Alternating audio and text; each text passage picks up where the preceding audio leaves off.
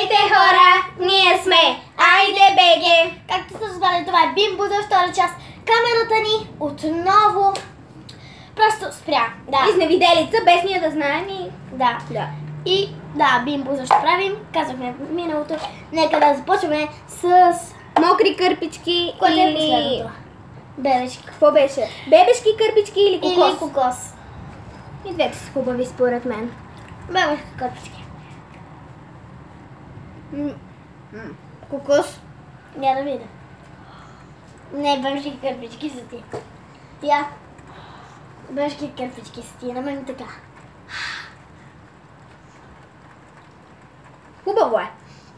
Ето това беше от нас, аз загубих, по-гадните ми се паднаха, аз и гадните някой ги ядях. Бебешките кърпички ми харесаха, както и тревата. Овца.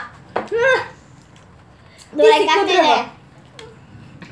Добре, както и да е. Това беше от нас. До скоро!